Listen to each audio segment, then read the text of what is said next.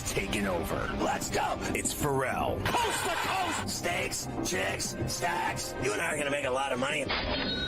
It's Ferrall, coast to coast.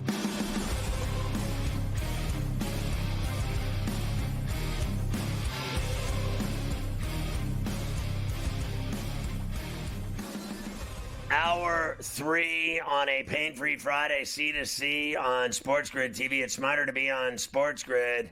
And make sure you watch SportsGrid all weekend long, Saturday and Sunday, with the best football coverage in college and pros in the business. Full count, and Paredes keeps fouling pitches off. And a runner at first, full count, bottom 9, 2 outs, Weaver against Paredes, and he can't finish him off.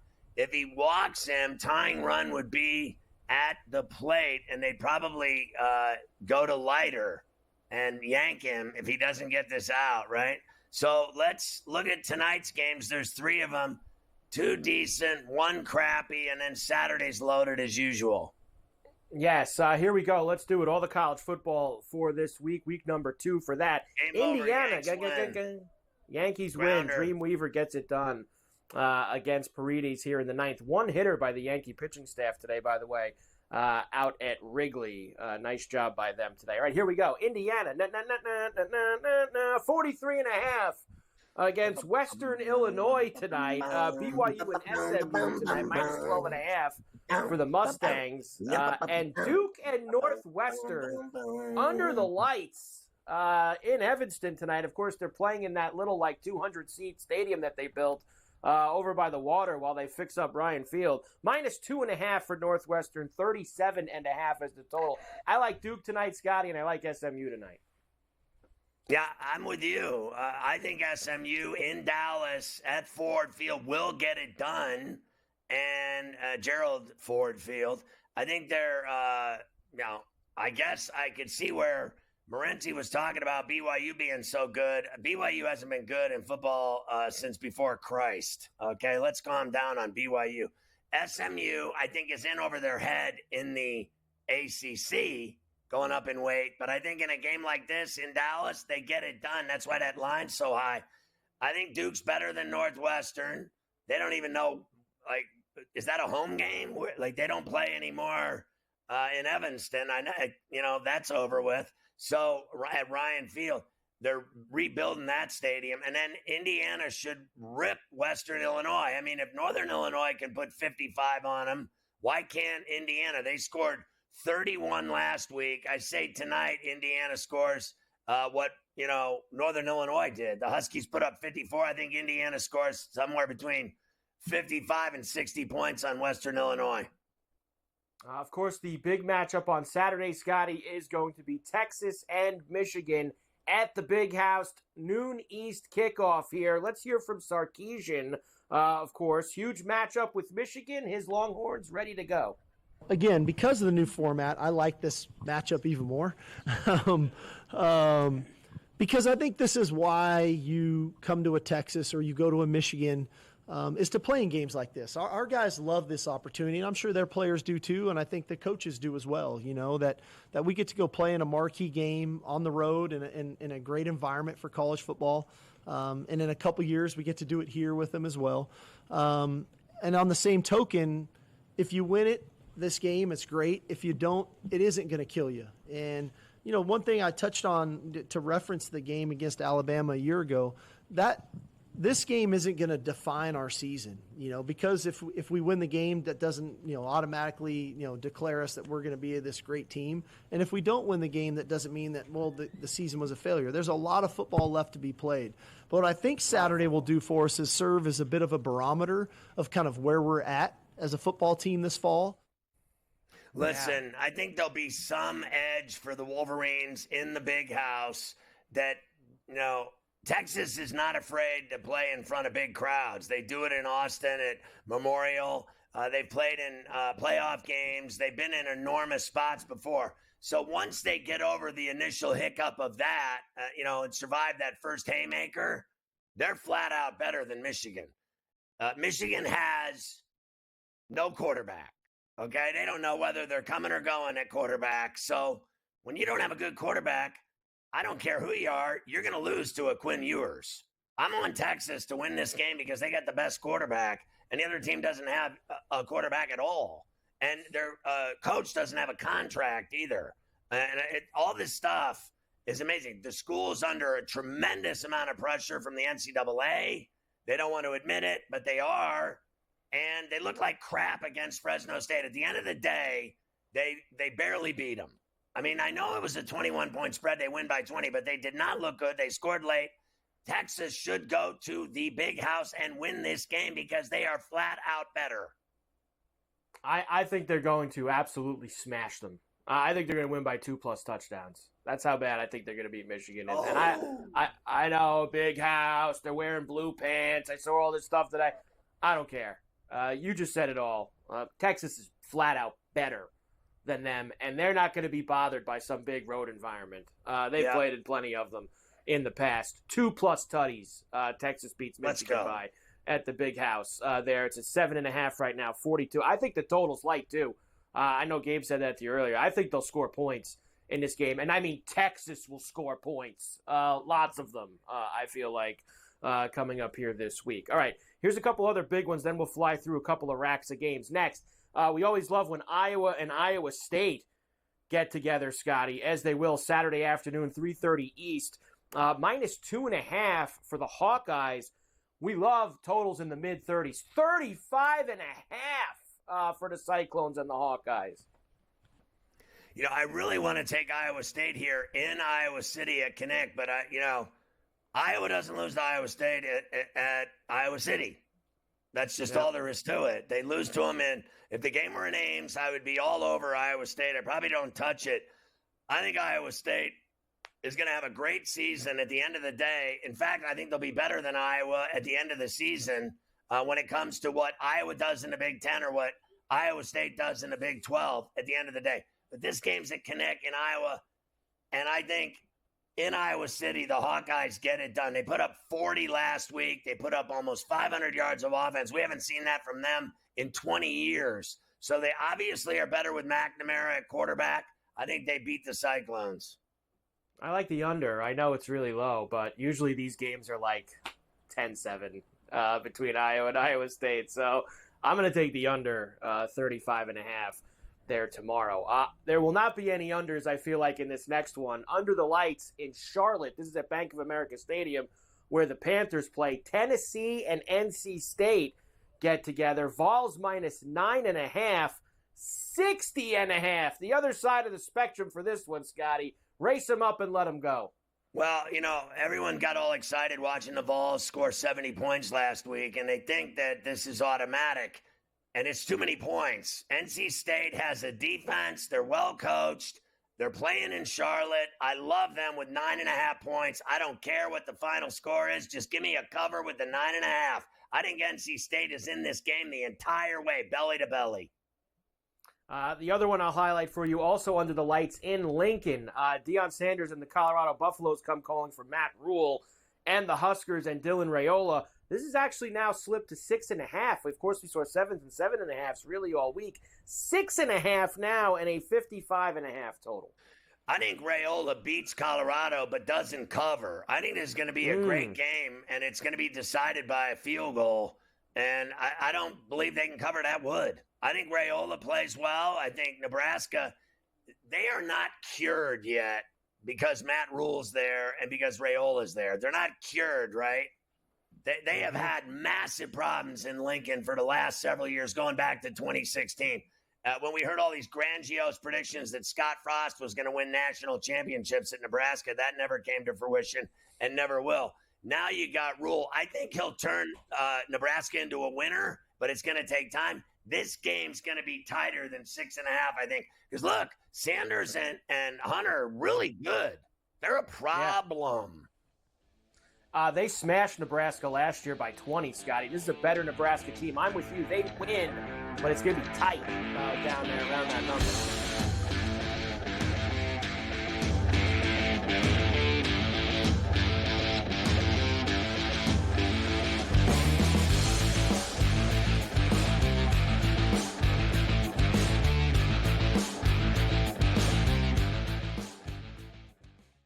anyone that's been to a sporting event, the atmosphere before a game, I think Game Time Decisions has that same exact atmosphere. This is our arena. This is what we do. There is going to be an energy to Game Time Decisions that you will feel night in and night out. The excitement you get when you lock your bets in, when you're figuring out what you want to do, we can zone in on the biggest games each night. I want this to be the place that people come to before the games start so they feel as ready as possible to lock in their cards. We are going to hit every single one of those markets that you need to know about. We're going to go through every single thing, and I've got a great team behind me that's going to help me get the job done. There is not going to be a better place, I promise you, than Game Time Decisions to get that new information, react to it, and be able to then bet accordingly. We will have everything at our disposal, and we will use that to our advantage. I'm Kevin Walsh. Tune into Game Time Decisions from 6 to 8 p.m. Eastern on SportsGrid. Try and set the stage for what should be a great year of NFL action. There's a handful of teams that potentially can compete for a Super Bowl championship. Confusion and uncertainty this year more than some in the past. This team looks like it's ready to make a move, but we just don't know if it's bad or good this year. J.J. McCarthy is eventually going to take over, but it's a no-lose situation for them. I mean, they suck. They were 7-10. Only on SportsGrid. Let's go. Welcome to the Live Golf Team Championship. The golf has been mesmerizing. They are the Live Golf Team Champions. Team golf is back. Oh, yes! Are you ready? Let's go!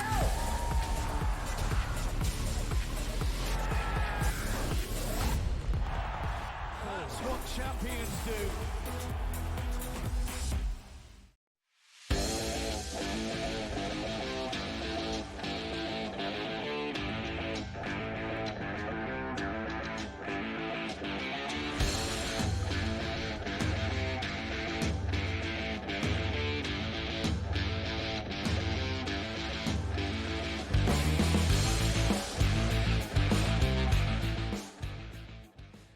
So I just was turning on the semifinal of the men's U.S. Open. It's the top seed Sinner, the juicer, against your boy Draper Boy from the UK. And your boy Draper Boy was standing there, national television, sold out U.S. Open. Cameras deadpan right on him, a still shot, and up close still of him getting ready to receive a serve up 4-3 in the second set, and he projectile vomited all over the court. I mean, like Linda Blair. My man, I was sitting there looking, and I went, what in God's name is happening? It's just like 7 pounds of hurl came out of his mouth all over the court. Then the guy went over and grabbed the towel and started cleaning it up, and Sinner's like, what's happening here? We got barf all over the court? I got to play on this court with this guy hurling all over the place. And the lady judge, the umpire, she's like, calm down, okay? We let you play on juice. Can you just mind your own business? I mean, it is unbelievable. Remember, those were just tacos, bad tacos. Taco meat. Actually, it could have been bad tacos for both of them. Bad tacos for Sinner's juicing. Might have been bad tacos for Draper Boy here before the match. So you never know what could happen. So Draper Boy wears clothes like I wear when I play basketball. His shirt is 5 times the size of his body. He's wearing a 4X fat guy shirt to play tennis, and I love it. It's so baggy. This guy, his shirt is so gigantic. He's got all kinds of room. And then he did a Linda Blair for us to start my viewing of the semis tonight at the U.S. Open. Fantastic. As you know, Carver High, always a fan of watching people yak it up. Always a fan of that, indeed. All right, we got here's the rest of the college football for Saturday. Let's go at some of the early games. Penn State off of their big win in Morgantown. Big challenge for them. They get Bowling Green coming to Happy Valley this week, laying a fat number, 34.5. Arkansas visits Oklahoma State in Stillwater, -9.5 for the Cowboys. We talked about Kansas State -9.5 against Tulane earlier in the week. Syracuse getting 2.5 at home against Georgia Tech, who's now ranked. And Cincinnati, 2.5-point favorites over Pitt with a very big total in the 60s. Listen, the game that stands out to me there is Syracuse has a quarterback, right? So everyone is going to automatically bet on Georgia Tech because they beat Florida State, but hold the press because Florida State sucks, and so does Florida.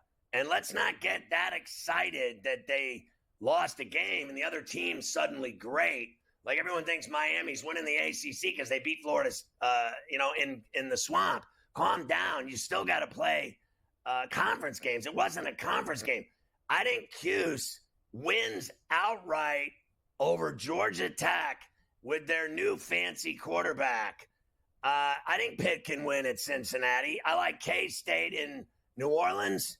I like Oak State, the Pokes in Stillwater. And I like Penn State over to Green at Happy Valley. 105,000 there. Bowling Green won't be able to handle that. And Aller throwing 3 TDs at least in this game. At least. More like 4.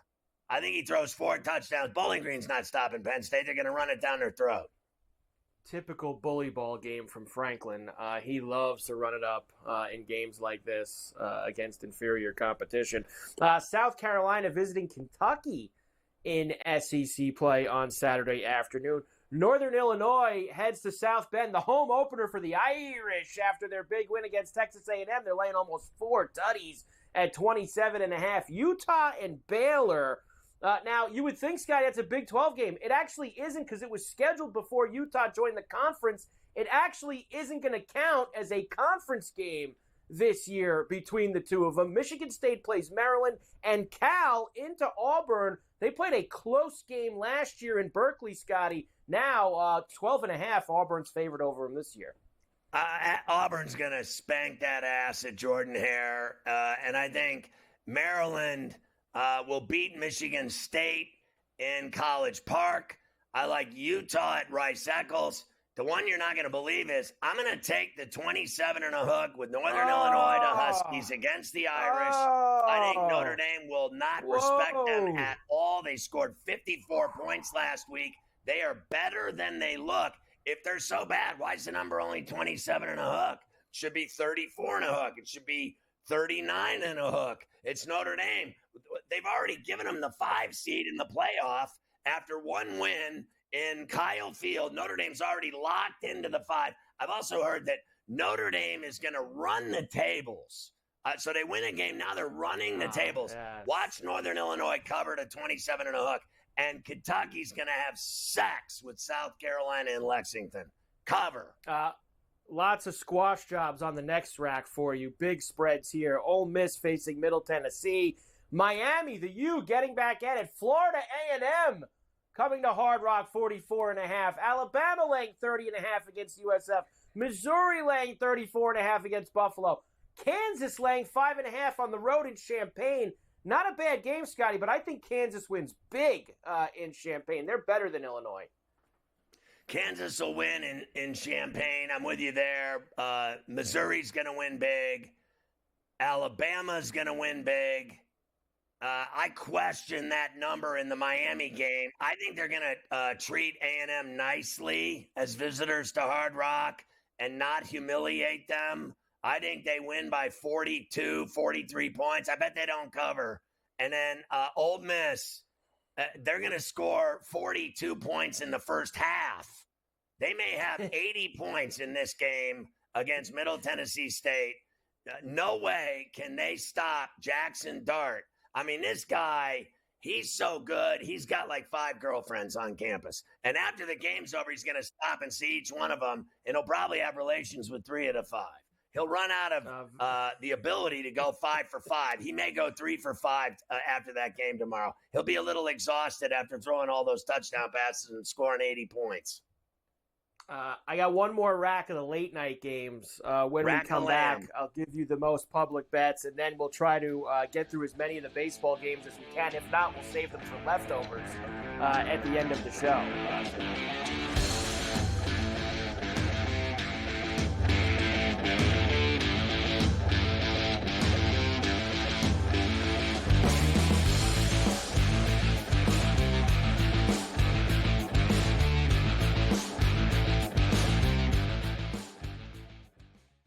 anyone that's been to a sporting event, the atmosphere for a game, I think Game Time Decisions has that same exact atmosphere.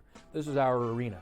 This is what we do. There is going to be an energy to Game Time Decisions that you will feel night in and night out. The excitement you get when you lock your bets in, when you're figuring out what you want to do, we can zone in on the biggest games each night. I want this to be the place that people come to before the games start so they feel as ready as possible to lock in their cards. We are going to hit every single one of those markets that you need to know about. We're going to go through every single thing, and I've got a great team behind me that's going to help me get the job done. There is not going to be a better place, I promise you, than Game Time Decisions to get that new information, react to it, and be able to then bet accordingly. We will have everything at our disposal, and we will use that to our advantage. I'm Kevin Walsh. Tune into Game Time Decisions from 6 to 8 p.m. Eastern on SportsGrid. Try and set the stage for what should be a great year of NFL action. There's a handful of teams that potentially can compete for a Super Bowl championship. Confusion and uncertainty this year more than some in the past. This team looks like it's ready to make a move, but we just don't know if it's bad or good this year. J.J. McCarthy is eventually going to take over, but it's a no-lose situation for them. I mean, they suck. They were 7-10. Only on SportsGrid. Let's go. Welcome to the Live Golf Team Championship. The golf has been mesmerizing. They are the Live Golf Team Champions. Team golf is back. Oh, yes! Are you ready? Let's go!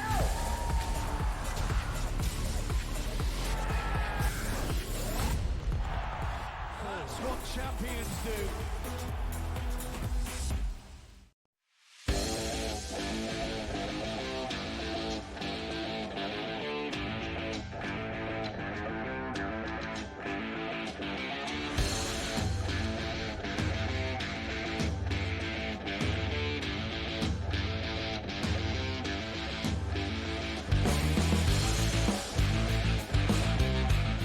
Once again, just getting in under the radar there before the segment, our usual offset talk bad about people segment break, where I was able to slip in a couple of snide remarks about people that we don't like, and it's always enjoyable.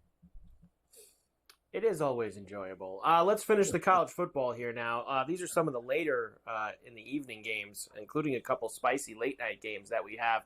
This one won't be, though. Western Michigan visits the Shoe against Ohio State. Didn't go well for Akron last week, although they did cover. Will Western Michigan cover the 37.5? Oklahoma's laying 27.5 against Houston.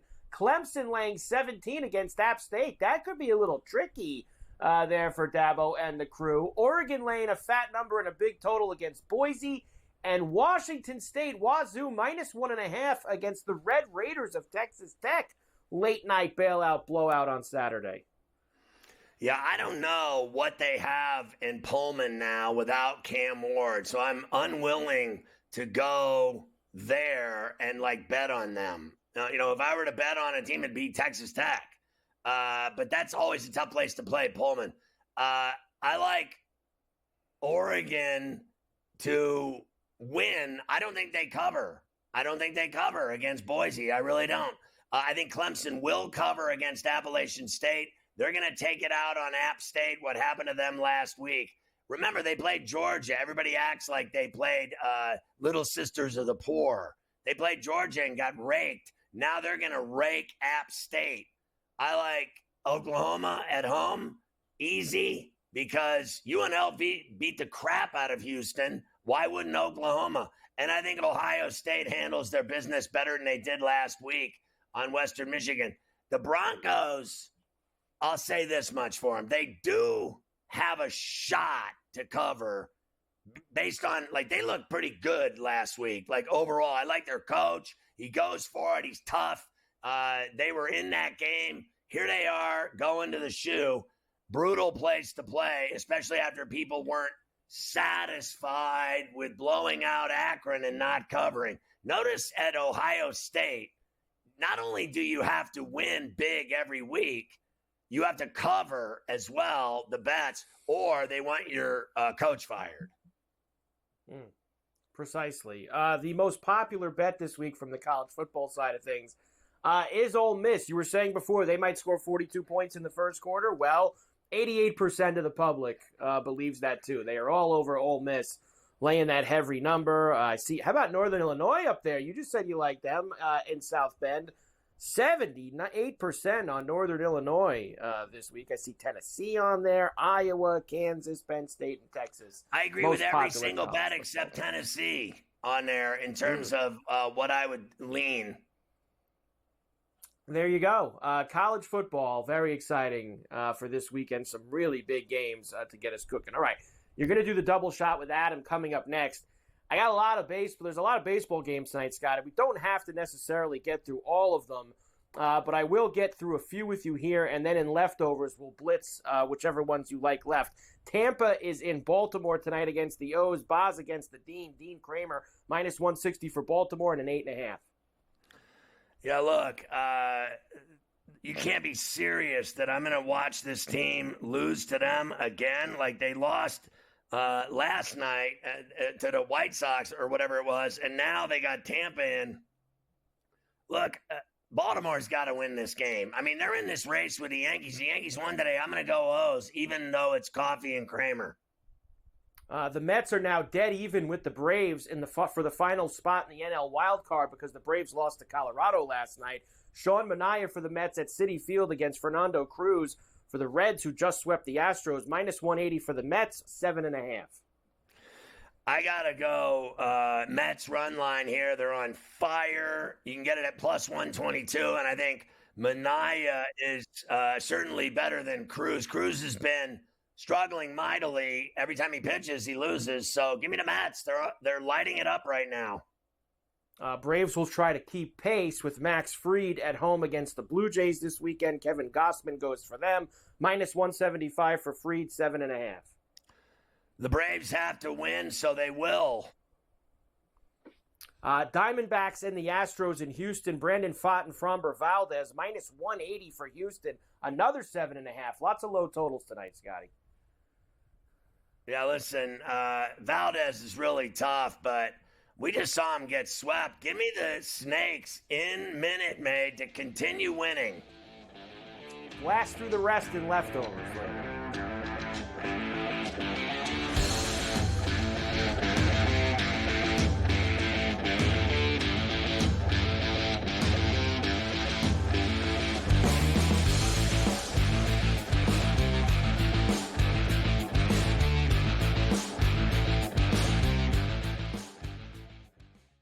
Anyone that's been to a sporting event, the atmosphere before a game, I think Game Time Decisions has that same exact atmosphere.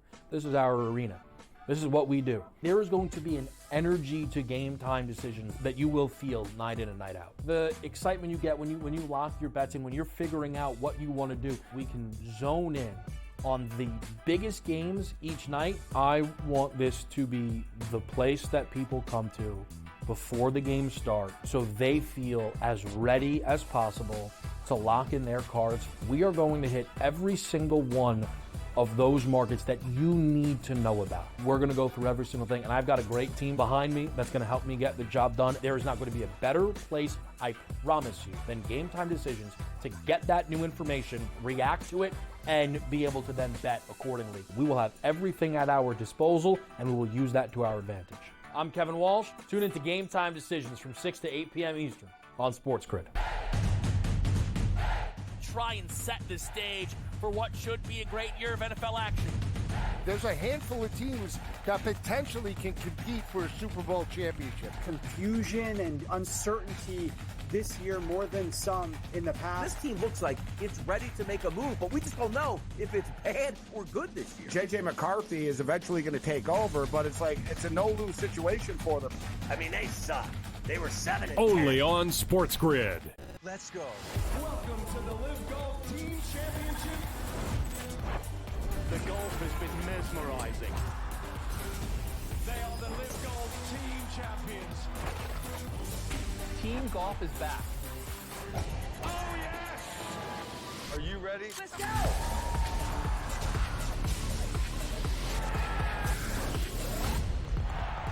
That's what champions do.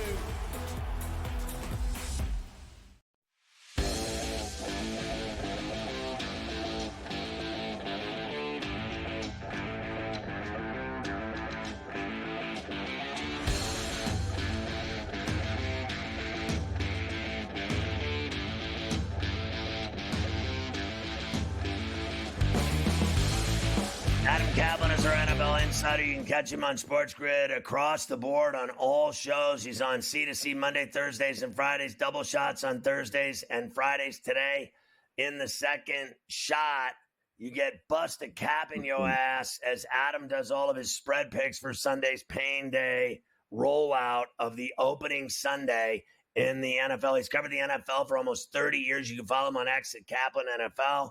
And 5 years together with Uncle Futrelli here on C2C. We start with Thursday night fallout from Arrowhead. The Chiefs may never lose another game in their history. Yeah, this one was so good. Yeah, the Ravens, this is such a great game. Okay, first of all, Ravens kind of surprised me. They went right down and scored.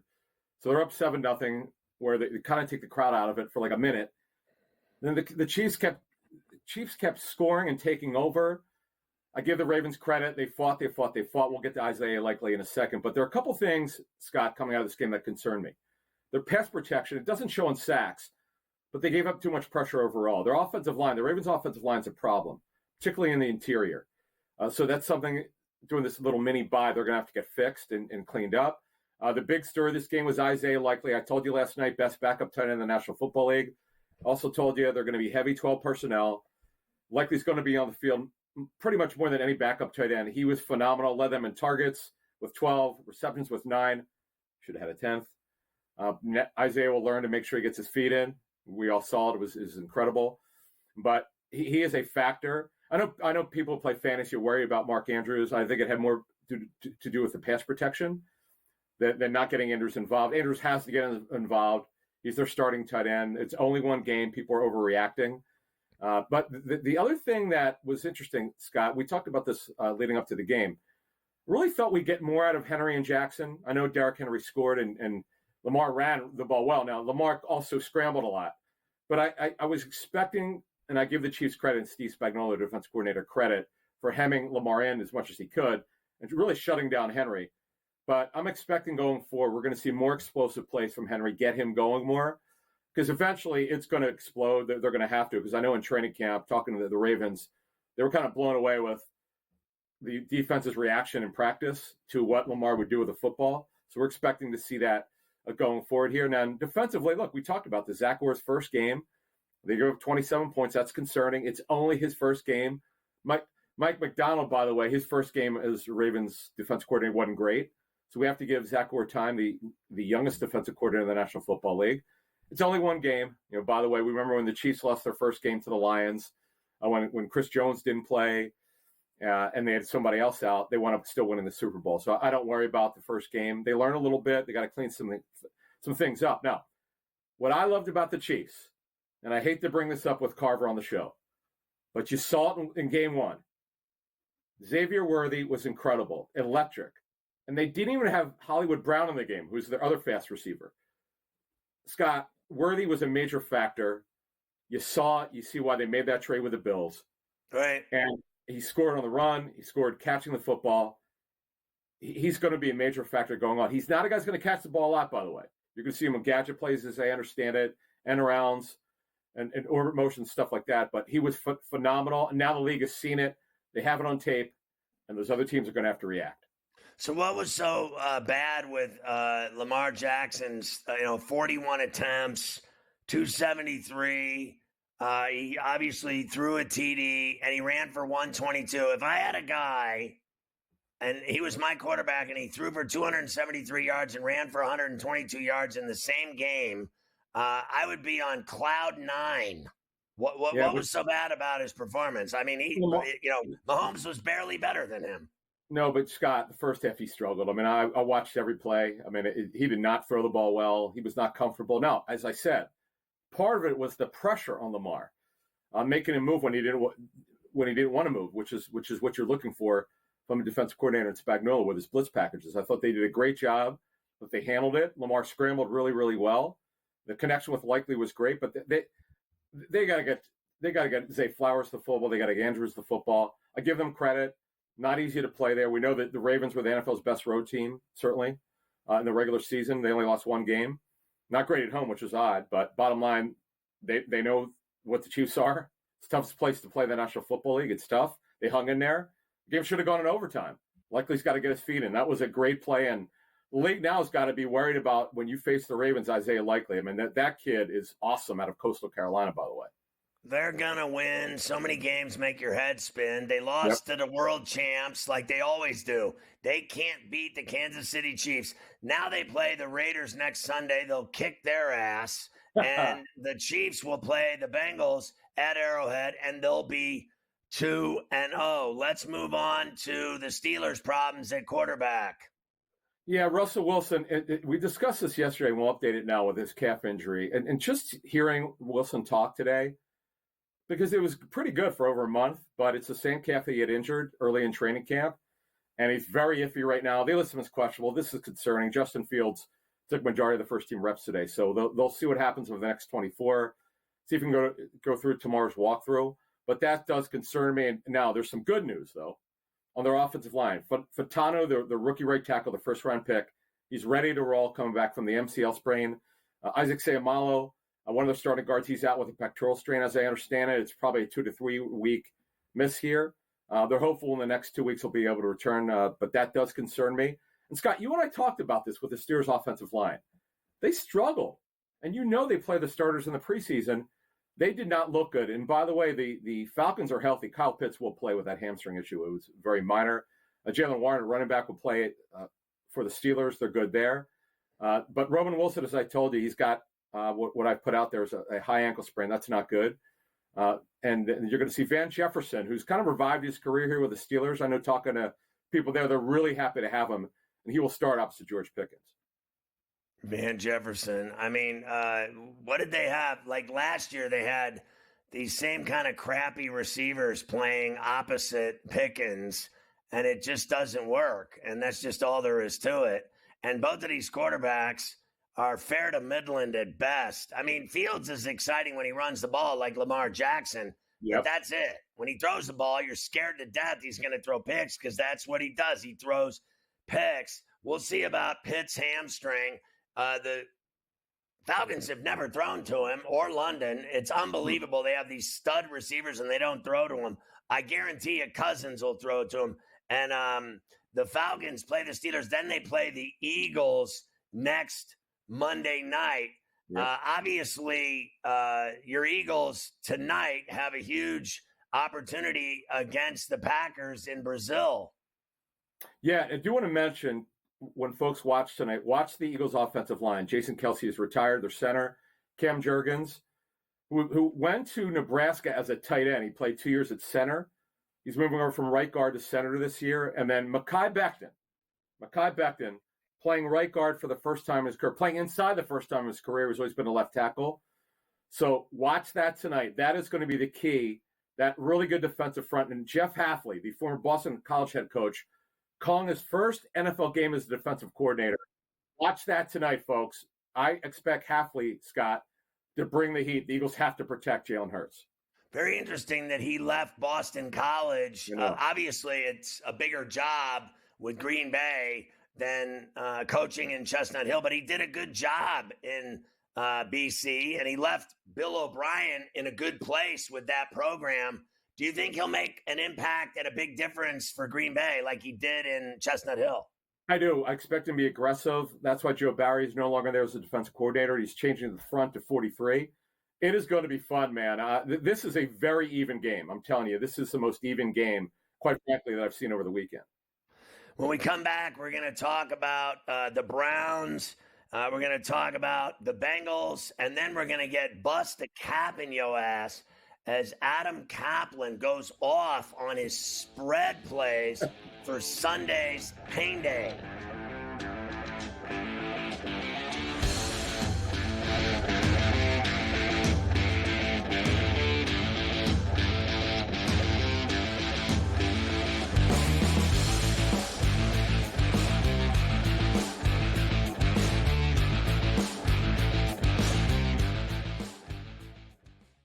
Anyone that's been to a sporting event, the atmosphere before a game, I think Game Time Decisions has that same exact atmosphere. This is our arena.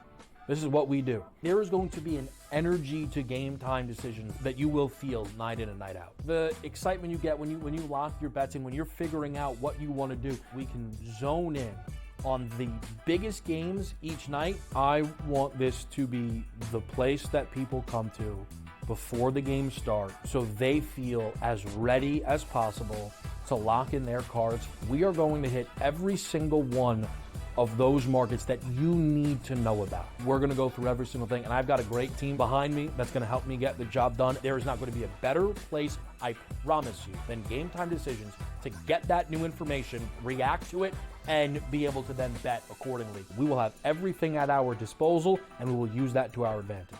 I'm Kevin Walsh. Tune into Game Time Decisions from 6 to 8 p.m. Eastern on SportsGrid. Try and set the stage for what should be a great year of NFL action. There's a handful of teams that potentially can compete for a Super Bowl championship. Confusion and uncertainty this year more than some in the past. This team looks like it's ready to make a move, but we just don't know if it's bad or good this year. J.J. McCarthy is eventually going to take over, but it's like it's a no-lose situation for them. I mean, they suck. They were 7-10. Only on SportsGrid. Let's go. Welcome to the Live Golf Team Championship. The golf has been mesmerizing. They are the Live Golf Team Champions. Team golf is back. Oh, yes! Are you ready? Let's go!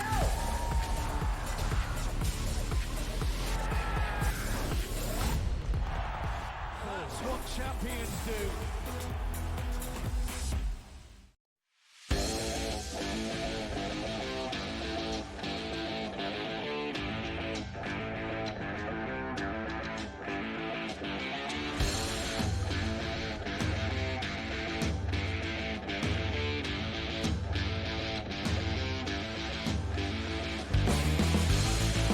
We're talking to Adam Caplan, our NFL insider, and I'm glad the Browns have problems because I bet on the Cowboys. Yeah, man, all week I wanted to look at the Browns here and look at their side, but this worries me. So both tackles, Scott, okay, are dealing with injury, right? Jedrick Willis, their left tackle, is not going to play. He's got a knee injury. James Hudson, by the way, his backup, he should get the start. Now, he started 14 times over the 3 years, but because Micah Parsons is on the other side, because Mike Zimmer is on the other side calling the defense. We'll talk about that in a minute. The Browns have not ruled out kind of rotating their tackles or maybe not starting Hudson, but from what I understand, they're leaning towards Hudson because he started before, again, those 14 times. And Jack Conklin, by the way, missed almost all of last season. He only played in the first game and didn't play the rest of the season towards ACL, MCL, and PCL. Brutal injury. He's back. He's also had a patella tendon tear earlier in his career. So you worry about that when guys get into their 30s on the offensive line. But he's expected to play. By the way, he's also played left tackle in his career, although in recent years he's been a right tackle. They expect him to play. But, man, this worries me with Mike Zimmer, Scott, being on the other side. I know Zim a little bit. Super aggressive, particularly with those double A-gap blitzes. He's going to throw stuff. And, by the way, you're going to see Micah Parsons be moved around here. I'm with you on this one. This does worry me. The Browns in your division there with your Steelers there in the AFC North, this is not a good way to start. But it's not like they didn't know. Willis has been dealing with this knee injury for a while. It's not like they didn't know this. And, of course, they've known about Conklin being that he got hurt in the first game last season. So this is a worry for me. And, by the way, the Cowboys, on their injury report, they're good. Now, remember, they've got the issue at corner with Deron Bland being out. But overall, it's all about getting Deshaun Watson, as we just touch on their offense briefly, getting him off to a good start. But it's not going to be easy with Mike Zimmer calling the defense for the Cowboys. Higgins problems in Cincy. Yeah, this is not good. You and I talked about this last year with T. Higgins with the hamstring. Had problems last year with it. He's got another hamstring problem. He's not expected to play. He didn't work hardly at all this week. Trent Irwin, you might remember him, who came out of nowhere a couple years ago and did a good job. He most likely will start for him. That does worry me. And by the way, Jamar Chase practiced a decent amount today. And I know Friday practice for Sunday games. You don't practice a lot, but he took a lot of the reps. They have not decided whether he's going to play, which I think he'll play, but how much he can play. He by the way, he missed all training camp. We know this. With his hold-in, you can't play his normal snaps. He's just not going to be able to do that. And look, they host the Patriots are going to have problems scoring here. And Jamar Chase and his agent, they're working hard trying to get this deal done. We know Jamar wants a Justin Jefferson deal at $36 million per season. or 35 million per season. He wants to beat it. What I would tell you when you're trying to get a deal done with the Bengals, good luck. All right, it's time for Bust a Cap in Yo Ass. It's Adam's spread plays for Pain Day Sunday. We'll start with the Steelers in the Benz in Hot Town, Atlanta, GA. Falcons laying 3. Yeah, I like the Falcons in this game. I'm worried again at quarterback. Justin Fields, who, by the way, is from the Atlanta area. He's just not a consistent quarterback. I would be very surprised if Wilson started, and even if he can, with a calf injury. Offensive line problems. Atlanta now, they've got Matthew Judon. As a pass rusher, they need one. I like the Falcons. I just want to remind everyone how bad the Falcons stink every year, and they've never recovered from the Super Bowl. Arizona at Buffalo in Orchard Park. Bills laying 6.5. That's a lot. I'm looking for I'm not going to call a money line number here. I'm not going to say that I like the Cardinals outright, but I do like the Cardinals to cover that number. Cardinals to cover the 6.5. Tennessee at Soldier Field against the Bears, who have been favored to win the Super Bowl, favored to win Coach of the Year, favored to win Rookie of the Year. Grandiose predictions for the hapless Bears, who are laying 3.5. Yeah, I like the Bears in this game. Caleb Williams' rookie debut. They are loaded in offense. A little questionable with a pass rush. Will Levis has got to prove to me that he could play consistently well. So I do like the Bears in this one. I never liked the Bears. The Pats and Bengals, the number is 8.5. This one is tough. I don't know how the Patriots are going to score. Bengals, look, Joe Burrow's healthy. They're good enough at receiver. And by the way, look for Jermaine Burton also to fill in at wide receiver, 3rd round out of Alabama, who they really are high on. But bottom line is the Patriots won't be able to score much. Somehow, the Bengals will cover this number. With Higgins and Chase in that situation and some rookie from Alabama, maybe the Bengals will have trouble scoring as well. Houston's at Indy at Lucas Oil. Houston laying 3. And I do like the Texans to win on the road here. This is a fun game. There's no question about it. This is one of the closest games on the docket, including that Eagles game tonight against the Packers. But I do like the Texans to win this game and handle the number. Jacks at Miami at Hard Rock. Dolphins laying 3.5. Yeah, and Jalen Ramsey gets his extension, but he's questionable to play. That does worry me a little bit. I know the Jaguars are really happy with the new defensive scheme that Ryan Nielsen's going to come in here. I like the Jaguars to cover this number. Carolina in New Orleans against the Saints. Saints laying 4. Yeah, I'm expecting the Panthers to actually have an NFL offense this season, unlike last year. They've got way more talent to work with. The Saints come in here with a defense that's pretty good. The Panthers with a improved offensive line. I think this game's going to be kind of tight. I'm going to pick a little bit of an upset here. The Saints will win it, but I don't see them covering that number. I think it's actually going to be pretty close. Minnesota's at Snoopy against the Giants and Malik Neighbors. Giants getting 1.5. Yeah, and the Sam Darnold return to that stadium. Yeah. By the way, I do like the Giants in that game. They're gonna win that game outright. Vegas at SoFi against the Chargers and Jim Harbaugh. Chargers laying 3. Yeah, Harbaugh's debut. They're going to be energized for this one in SoFi. I expect the Chargers to cover this number. Real quick, Denver at Seattle. Seattle laying 6 at Lumen. I like Seattle. Denver won't be able to score. Dallas at Cleveland. Cleveland laying 2.5. Like Dallas outright. Washington at Tampa. Bucks laying 3.5. Like the Bucks to cover that number. And the Rams Lions Sunday night on NBC. Lions laying 3.5. And what will be a really good game, the Matthew Stafford Revenge Bowl. I like the Lions to cover that number. There he is, Bust a Cap in Your Ass, the first edition of many on Coast to Coast. Have a great weekend, Adam.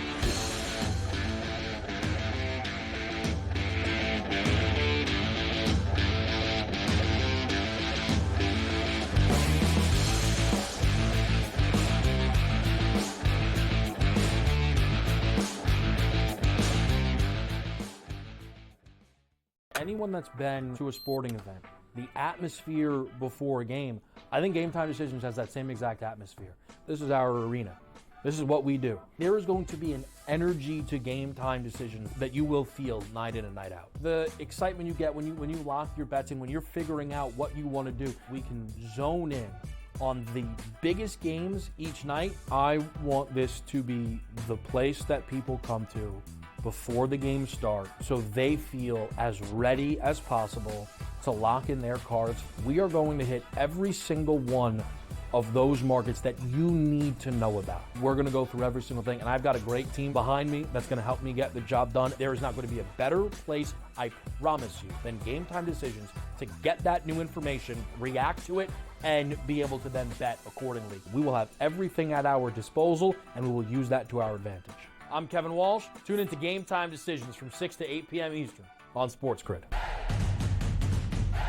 Try and set the stage for what should be a great year of NFL action. There's a handful of teams that potentially can compete for a Super Bowl championship. Confusion and uncertainty this year more than some in the past. This team looks like it's ready to make a move, but we just don't know if it's bad or good this year. J.J. McCarthy is eventually going to take over, but it's like it's a no-lose situation for them. I mean, they suck. They were 7-10. Only on SportsGrid. Let's go. Welcome to the Live Golf Team Championship. The golf has been mesmerizing. They are the Live Golf Team Champions. Team golf is back. Oh, yes! Are you ready? Let's go!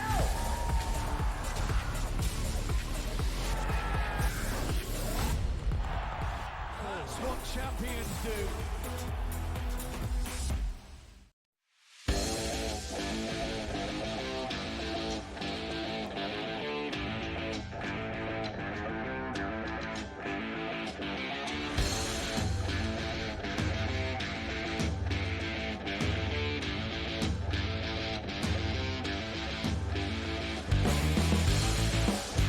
We got a lot to wrap up here.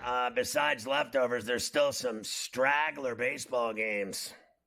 There certainly is. Let me give you these three in a block, and then you can tell me if you like anything. And Minnesota is in Kansas City tonight. Big weekend series between those two. It'll be Matthews and Cole Reagans going tonight in that one. San Francisco is at Petco tonight against the Padres, where you will get Mason Black against Michael King. Padres minus 215 with an 8.5.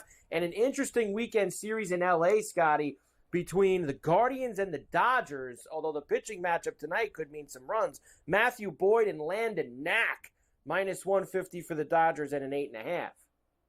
Yeah, look, I like Ronald Reagan's and the Royals. I don't think we got in that Seattle-St. Louis one. I like, believe it or not, Miller at Busch and Seattle. I like Skubal to win at the Ashtray against the A's. I like the Padres and King over the Giants at Petco. And I like the Dodgers at the Ravine over the Guards. There you go. You have all of that. As far as the homers go for tonight, actually, I already saw one of my guys got scratched already tonight, which was Brandon Lau from Tampa, who had some good numbers against the Dean. You can scratch him off, Scotty. He's got a finger issue. He's out. Pete Alonso plus 450 tonight against the Reds. Andrew Vaughn against Nick Pivetta at Fenway plus 560. Yordan Alvarez plus 230 for the Astros against Brandon Pfaadt. And Shohei late night. I told you, anytime he gets over 3, we play Ohtani. And he hasn't homered in the last few days either with Cleveland there. And Boyd at plus 320 for Ohtani on a Friday night as we'll go a little tater hunting while we watch the Packers and the Eagles down in Brazil. You're watching the tennis right now. Of course, the other men's semi is tonight, which is the All-American semi that we'll have between Fritz and Tiafoe. That will be later on. American women did make the final. Jessica Pegula, how about her, Scotty? Lost the first set last night, rallied to win the next two to beat Muchova. She'll face Sabalenka in the U.S. Open's women's final. Now, that's going to be a tough task tomorrow, Scotty, but do you give Pegula a shot against Sabalenka? No. No. Oh, come on. A big Buffalo weekend. Pegula wins the U.S. Open, and the Bills win on Sunday, the home opener. Come on. I hope she wins. I think that Sabalenka hits harder than Jack Sinner. She's very good. Memphis sends a letter alleging major violations of their men's hoops teams to the NCAA. Of course, they've changed like 9 coaches. Why would they do that? On the team. Who narcs themselves out? I don't believe that story for 1 minute. Nonsense. People cheat until they're caught. They don't call up the popo and say, "Listen, I just thought I'd let you know I've been over here robbing houses." Yeah, you usually don't do that. Nuggets coach Michael Malone and the Denver front office apparently not seeing eye to eye, Scotty. So just about 2 years after winning, a year after winning the NBA championship, nobody likes each other in Denver anymore. We'll see how that goes. They have Murray and Joker, so Mike needs to have a sandwich. Remember, he likes to be called Michael. Don't call him Mike. He gets very mad if you call him Mike. I'm so sorry. What will I ever do? I know. Bet365 was fined $33,000 in New Jersey for taking bets after outcomes were already known. And I read this. This was more than one thing, Scotty. It was multiple things that went on. I'm sure it's going to put a big dent in them. They make $33,000 a minute. Most of them do. That's very true, especially as we head into our first big NFL weekend of the season coming up. There you go. Extended leftovers today.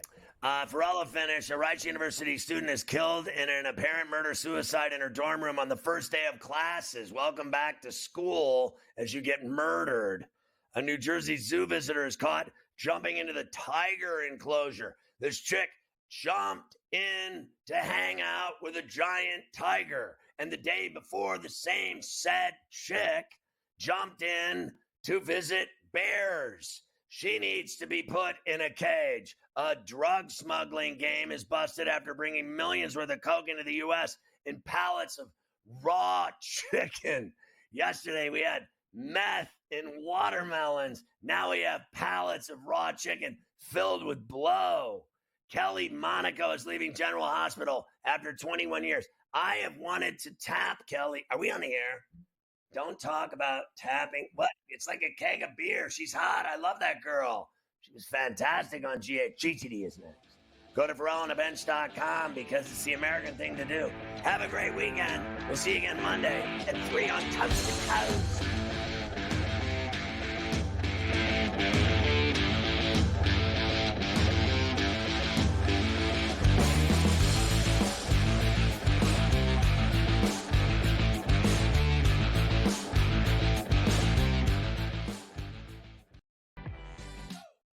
Porzingis, you got Holiday, you got Derek White, you got literally, I would say 5 guys can get you 20 points in a game? I know people will say it's, only one guy.